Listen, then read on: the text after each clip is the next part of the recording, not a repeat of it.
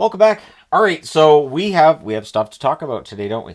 It is the day before trade deadline. Can you tell? So all the news all around here, and I feel like a weather forecaster. So if you notice the previews down here coming in from the south, we're going to discuss the weather pattern in the north first, and then we'll get to the east as well.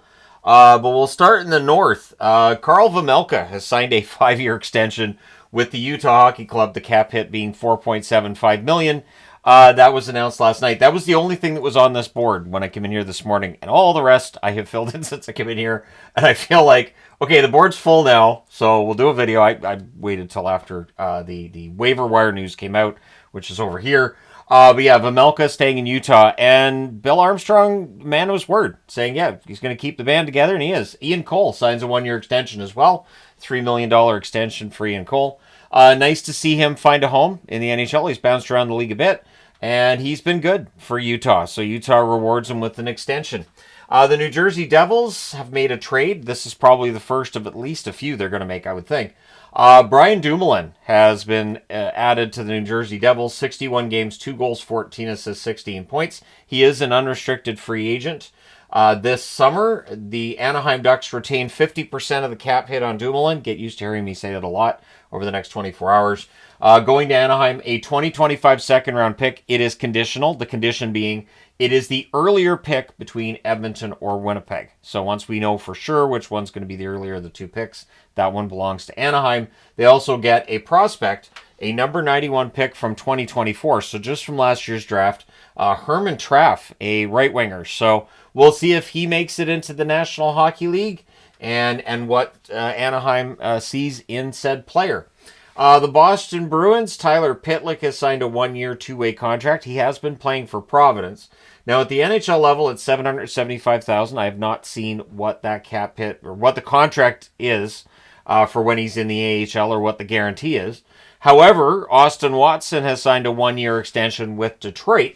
It is a 2-way deal as well. At the NHL level, it would pay $775,000 for AHL time, $375,000. And there's a guarantee of $400,000, meaning if he spends the entire season in the AHL, they bump up his pay to $400,000 rather than the $375,000. Mikko Rantanen's name's out there a lot, and the reality is that his name is everywhere because that is the one everybody's watching. One of the options that might be out there is a sign and trade, but those are very difficult. You may be able to find a team that can sign Rantanen into a contract that then can't work out a trade with Carolina, or the other way around. There might be a team that has a very decent offer that Carolina says, yep, this would be great, and then Rantanen can't sign a contract with them. So there is still the option of Carolina keeping him, and honestly, at this point in time, I think that's probably the best move. They do have a game tonight where they can, look at things and see if the chemistry between he and other players on the team continues to improve. But I think Rantanen's played well enough since the trade to stick around. I think the concern in Carolina, we've discussed this before, they don't want to lose a player for nothing after sacrificing what they did to get said player out of Colorado. Brandon Tanev is being held out of the lineup for Seattle tonight due to trade-related reasons. We'll see if that's even necessary. Maybe Seattle gets him moved. There is definitely some movement going on today. So Tanev being out for trade reasons. We'll see where he ends up, but odds are he's going to get moved between now and the deadline. It's just a matter of, which team makes the best offer. Peter Mrazek, who has been a really good foot soldier for the Blackhawks. He really has. He's been very good for them. Having an off season, they went out, they got Spencer Knight, and now it's been revealed that basically it's going to be Knight and Soderblom the rest of the way. Mrazek has basically been pushed aside. He's the number 3 guy. Barring injury, that's the way that's going to go. Mrazek's done a lot of work at practice with the goaltending, and like he was seen talking to Spencer Knight, and I'm sure that him and Soderblom have a good relationship too. Mrazek's always been a good team guy, and he's open to the idea of a trade if it works. And he's not demanding a trade. He's not pouting over the team deciding to make this move. I mean, Knight's a good goaltender, so absolutely makes sense for them to make the move. So we'll see what this does for Mrazek going forward, but tough time. And I would think there would be at least a couple of teams that would call because they might see Mrazek as a decent, maybe number 3 option for them going into the playoffs, right? So, yeah, we'll see what happens there. Out of Columbus, of course, the news with Columbus this year, regular season-wise, is much better than we ever would have expected. And so Provorov, whose name was getting thrown around a lot early in the season, is clearly he's not going to be staying in Columbus. He is. Don Waddell letting him know and also letting the press know he's not moving Provorov, which makes sense. So you've got a game tonight in Florida. You want to make sure one of your best defensive defensemen has his head in the game and is not concerned about being traded. So you basically tell the team, we're not selling, guys aren't getting moved. Go out there and prove that my faith in you is well-founded. So, yeah, Provorov not being traded is the right call for Columbus, although he admits they have not agreed on a term. They've not agreed on a number. So there is the potential that he leaves as an unrestricted free agent this summer. But the idea of making the playoffs is important enough to Columbus that the move is just not there at this time. San Jose's taking calls on Mario Ferraro. We'll see if he ends up getting moved. Taking calls doesn't mean he does get moved. It just means that if somebody makes an offer that's ridiculous, San Jose will be like, sure, here's Mario Ferraro. I guess we'll trade the player. But yeah, it's going to be interesting to see what happens with Ferraro. Notice Braden Shen's name's not on the board either, and his name's been out there plenty. But with how St. Louis has been playing, is he still on the market or no? So yeah, that's going to be an interesting next about 24 hours with this trade deadline. So San Jose did make a trade this morning. Nico Sturm has been traded to Florida. Sturm, 47 games, 7 goals, 6 assists, 13 points. He goes to Florida, along with a 2027 7th-round pick. Going to San Jose in this deal, a 2026 4th-round pick. Sturm's a depth player. He's a rental, and he can play some good fourth-line minutes. A little bit of upside as well when it comes to the offense. There's a little bit of offense there, as evidenced by the 7 goals in 47 games. But basically, you're getting a bottom-6 player who works hard. So I think Florida always does their homework on these players anyways. They have very good professional scouts. And so, yeah, their track record's pretty good. We'll see how things turn out with Sturm. With the trade deadline, keep an eye on which teams are adding just those right little pieces. So don't look for the team that's trying to make the huge splash necessarily, because very often those teams don't succeed in the playoffs. It's the ones that make just those right little moves. And Florida did that last year. They're trying to do it again this year. Another trade to discuss with all you fine people on the internet. Riley Smith's headed back to Vegas. I'm excited for him. I am. So, Riley Smith, 58 games, 10 goals, 19 assists, 29 points for the Rangers this season. And now he's headed back to the Vegas Golden Knights. Now, 50% of that contract's being retained by the Rangers. So, Riley Smith's a cheap pickup, too, for Vegas. Going the other way, a former first-round draft pick. How many of their first-round draft picks have they traded? Now, in this case, Brendan Brisson is not headed in the right direction. 9 games for Vegas this year, no points. His AHL totals, he hasn't been lighting it up there either. So Brisson gets a chance to go to a new organization and get that restart that's probably needed.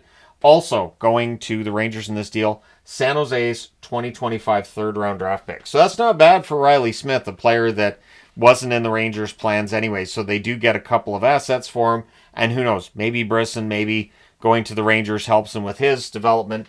And we end up seeing him in the NHL a little bit more than what we've seen.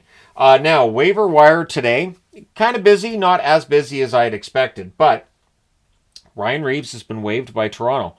Toronto fans seem to be kind of happy about this. Ryan Reaves he's a fourth liner. He's an enforcer. Doesn't fight as much as he used to. I don't think he has to. I think as soon as he comes in and goes, is there a problem? Players go, probably not. So Reaves being waived means that Toronto can save, I think it's $1.25 million under the cap if they get him down into the AHL, unless the team claims him, which I don't think they will. I think this is a safe waiver move for Toronto. However, from yesterday's, there was some grabbing of those waiver wire guys. Not Puljujärvi, though. Oddly enough, Puljujärvi's the only one from yesterday that clears. So Christian Fischer's been claimed by Columbus from Detroit. So there's some 4D chess for you. You just, that team's going to waive him. Well, we're fighting for the same playoff spot. Let's just take that player off their hands. Whereas Nashville claimed 2 players today on waivers. First, Vrana is gone from the Caps. He has been claimed by Nashville. So Vrana moves on to another team. And Osterley has been claimed by Nashville from Boston. Osterley's been in and out of the lineup for Boston this season. Depth defenseman. And I guess San Jose, it makes sense to pick up some depth since they're selling at the deadline. So, yeah, it's been very, very busy so far today. Let me just make sure I got everything. Yep, I got everything. All right, let's go ahead and preview tonight's games. So tonight's busy, so's tomorrow. We've discussed this before, but I do think that with the trade deadline, it would make sense to have that night off from National Hockey League games. Push the deadline back to, I don't know, 8 o'clock Eastern, 5 o'clock Pacific, and make a whole day out of it. Really, honestly, make a whole day out of it and not have players having to necessarily be worried about it on a Friday night, or just I really think that it can throw things off, because now all of a sudden you got all these new guys coming in and guys going out, and teams are playing shorthanded a little bit because guys are still in the process of going from one location to another at puck drop. But tonight, players are going to try to put all that out of their minds. We've got 5 games starting at 7 Eastern, 4 Pacific, 2 an hour later, 1 an hour later, and 1 a half an hour after that. So there's the possibility there'll be 9 games on at the same time for a little bit there, although I think there's a doubleheader, and I think this is the second half of the doubleheader on ESPN, in which case this will start at about 12 o'clock Eastern, 9 p.m. Pacific. It just feels that way. 7 Eastern, 4 Pacific start between Utah and Detroit. It does not get easier for the Wings.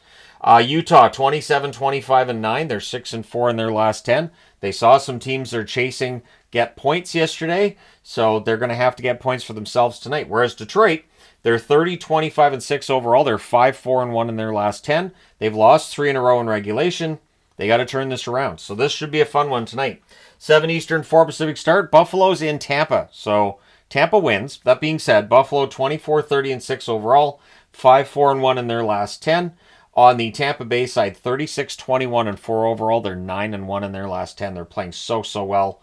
And I'll be interested to see if there's any other further additions made to Tampa, maybe from Buffalo. Wouldn't that be fun if there's a trade between now and tonight, and whoever's, at the practice for Buffalo this morning ends up in the Tampa Bay locker room tonight?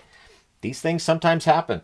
7 Eastern, 4 Pacific start. Columbus is in Florida against the Florida Panthers. It does not get easier for Columbus. 30, 23, and 8's their record. 5, 4, and 1 in their last 10. We have discussed more than once that Columbus has their struggles on the road. They need to overcome those to make the playoffs. Florida's 38, 21, and 3 overall. They're 8 and 2 in their last 10. Yeah, Florida's been playing pretty darn well. So both teams based out of Florida rounding into form. And oh, look at that. Playoffs are right around the corner. So bad news for the rest of the National Hockey League. 7 Eastern, 4 Pacific. Winnipeg's in Philadelphia against the Flyers. Winnipeg 42, 16, and 4. They're 7, 2, and 1. I'm just going to say it. They're now down to, 6 points ahead of Dallas? They got to turn this around. Dallas is getting close. Whereas Philadelphia, 27, 27, and 8 overall. They're 4, 4, and 2 in their last 10. But if you take your foot off the gas against Philly, they can beat you, and they will. That being said, Winnipeg coming in having lost 3 in a row, or at least winless in their last 3. They need to get this figured out too. Like I said, Dallas has got closer over the last few games. Dallas has won 3 in a row. Winnipeg's lost 3 in a row. Even though they have the same record over the last 10 games, it does feel like Dallas has crept into the conversation now in terms of leaders of divisions. 7 Eastern, 4 Pacific start between Boston and Carolina. Boston 28, 27, and 8. They're 3, 5, and 2 over their last 10, and they're missing some key players. Carolina 36, 22, and 4 overall. They're 4 and 6 in their last 10. So both of these teams have had their struggles recently.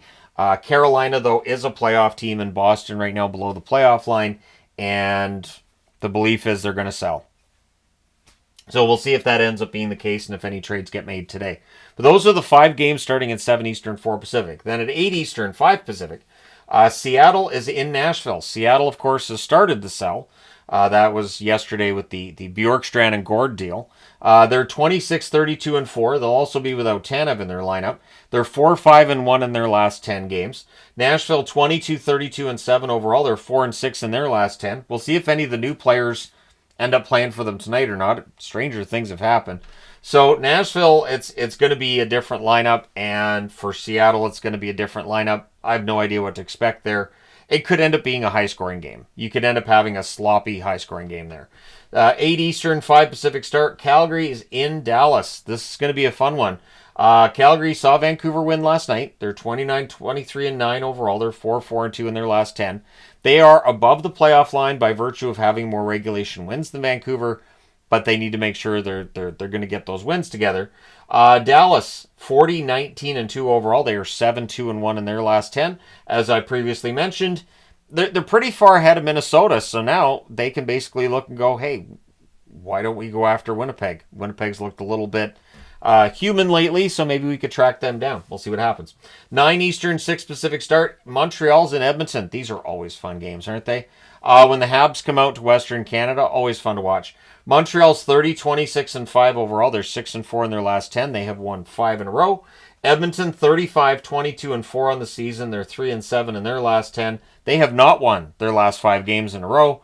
Yeah, the Oilers have had their struggles. Now, of course, I made the video on the Oilers, so everybody's expecting them to turn it around. That's not really how that works. People understand that, right? If there was some magical formula, Vancouver would have won, I don't know, anything over the last 40-plus years. If I had some kind of Rain Man-esque Magneto-type whatever powers. Rain Man and Magneto, how would that... Anyways, doesn't matter. But I don't. There are no powers, but... Oiler fans, we'll see. We'll see if they win tonight against Montreal. They may have beaten Montreal anyways. As I mentioned, yes, they've been struggling, but they've also had a tough schedule. So we'll see if Edmonton turns things around tonight. 9:30 Eastern, 6:30 Pacific. San Jose is in Colorado. You might see Georgiev against Blackwood in this one. San Jose 17, 37, and 9, but they're 2, 5, and 3 in their last 10. They've won 2 in a row. The drive for 20-plus wins. Come on, San Jose. Let's do this. Colorado 36, 24, and 2 on the season. They're 7 and 3 in their last 10. Playing very well recently and trying to put some pressure on Minnesota for third spot in the division. The odds of them moving up to, say, second or first, pretty remote, but it's still mathematically possible, so you just never know. If Colorado goes out and wins their games, that's all you have to ask for. Let me know your picks in the comment section below. Let me know your thoughts regarding any of the items on the board. And it's going to be another busy day. So let me know your thoughts. Hit like and subscribe if you haven't done so already. Thank you guys so much for all your support as always. I will talk to you again soon.